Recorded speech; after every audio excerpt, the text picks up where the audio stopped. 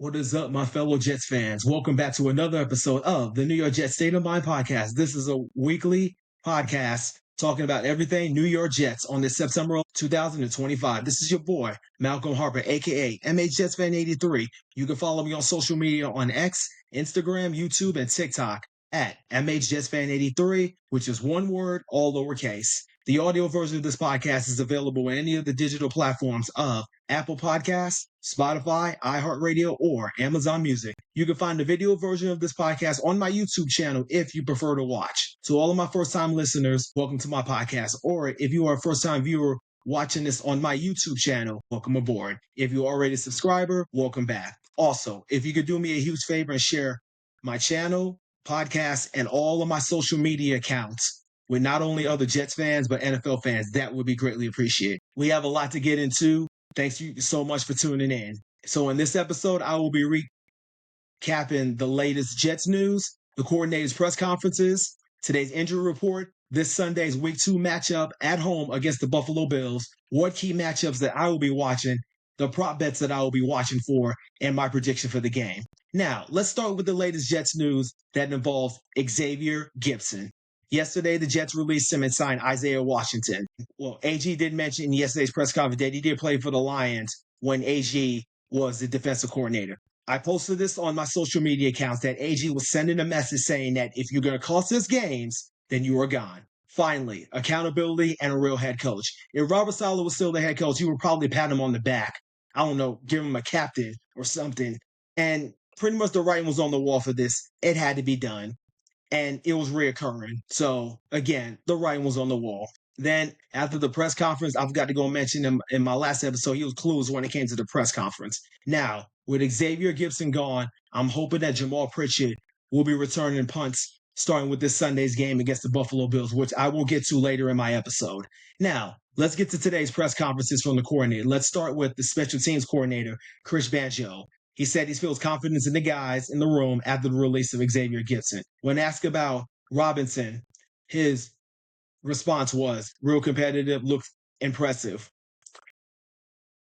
In regards to what he said about Isaiah Williams, who was signed from the Bengals practice squad, his response was he's doing his best to hit the ground running.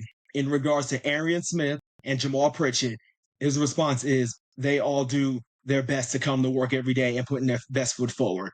When asked about Isaiah Davis, his response was he's a football player and whatever they ask him to do at a high level. When asked about what was encouraging about Austin McNamara, the punter, his response was the second one that he did against the Pittsburgh Steelers, it gave the unit a chance to flip the field. When asked about Nick Folk, his response was he's been doing it at a high level for a long time in terms of his range. When asked about Quantez Stiggers, his response was he wants to continue to climb. Regarding Kane's hamstring injury, his response was, it's tough because of what he can do in the kicking game. Keep moving forward and do our best to put them in the best position to be successful. When asked about the Bills special team, his response was competitive, disciplined, and fundamentally sound, and it will be a challenge for us. When asked about how encouraging about the players want to help out, his response was, it's very encouraging, willing to have a whole hands-on-deck mentality. Now, let's move along to the defensive coordinator, Steve Wilks. He said in his opening statement that the Bills are an extremely talented team on the offensive side of the ball. He praised Josh Allen, a home run threat, and James Cook, a tremendous group of tight end and wide receivers. He said the guys are up for the challenge. When asked about last Sunday, his response was they did great things, particularly up front, controlling the line of scrimmage throughout the game. He said that they have to improve on is taking advantage of the opportunities on the back end, specifically the secondary. When asked about Will McDonald picking up where he left off, his response was, it was great. It was going to improve each and every week, especially in the run game.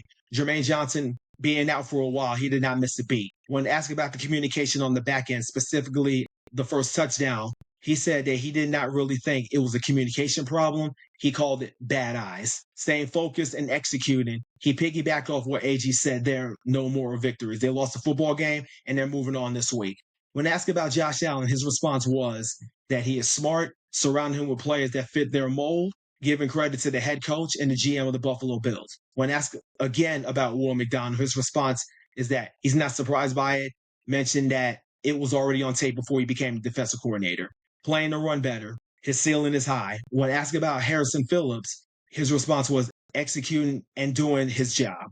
His presence allowed Quentin Williams to do a lot of things he did in the game. When asked about Brandon Stevens from last week, his response was that he had an outstanding offseason, OTAs, and training camps. There are things that he needs to improve on. He is confident that he is going to progress and win football games for us this year. He also mentioned that it's important for all the guys to play well. Sauce is an outstanding player. He understands that Brandon Stevens is going to get a lot of those plays, and he's up for the task.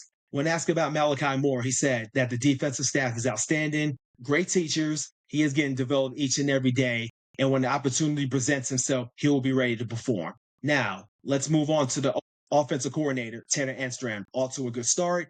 Nice practice yesterday. Tough challenge when it comes to the Buffalo Bills. When asked about Justin Fields, his response was he took what the defense gave him, did a nice job playing each individual play. He mentioned that his leadership skills showed on the field and in the huddle. When asked about if they made a statement running the ball, his response was, that's our DNA in offense. It showed up in the first game. When asked about how he felt calling plays again, his response was it felt good. He wish he had some calls back. He mentioned the delayed game was his fault, so he took accountability for that.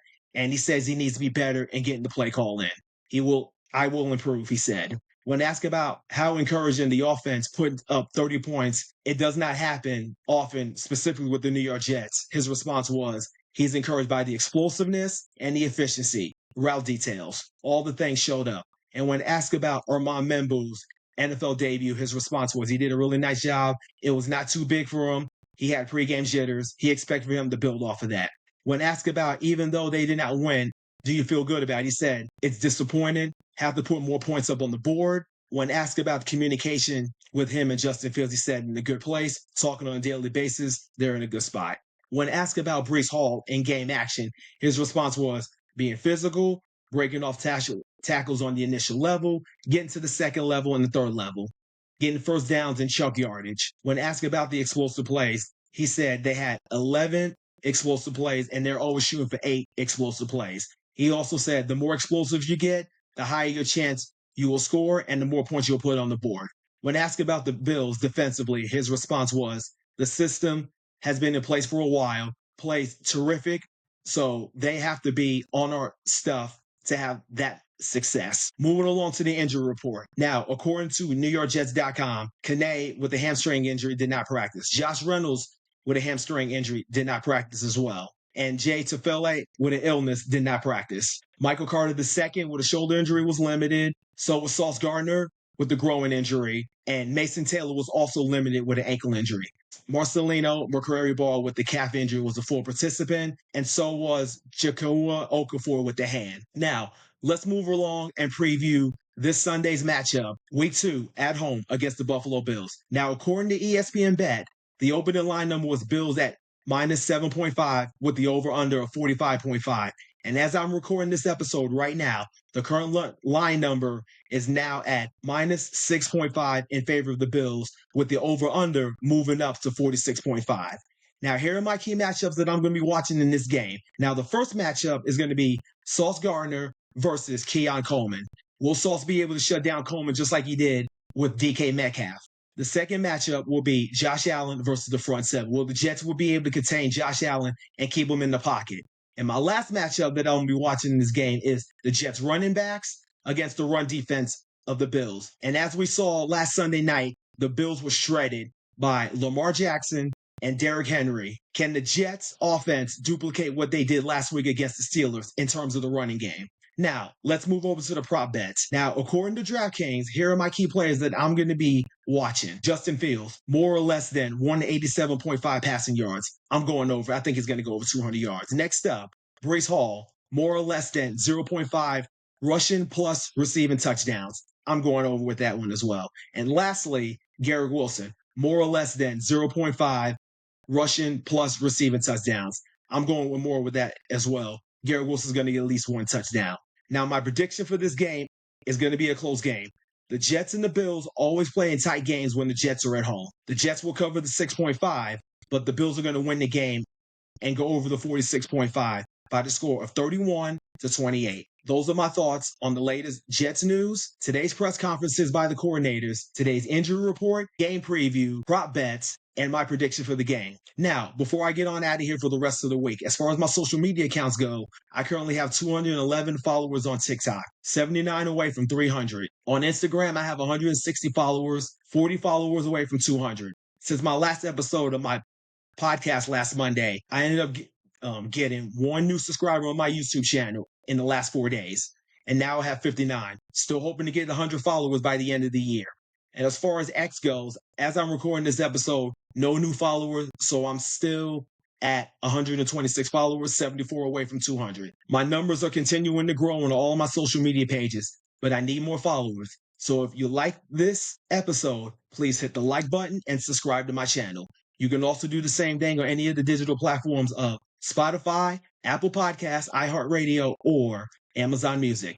Hit the follow button on all of my social media accounts. For those of you watching this on my YouTube channel, I have all my social media accounts on my home screen. Now, with that said, I'm out. I can't thank you guys enough for the love and support. I really appreciate it.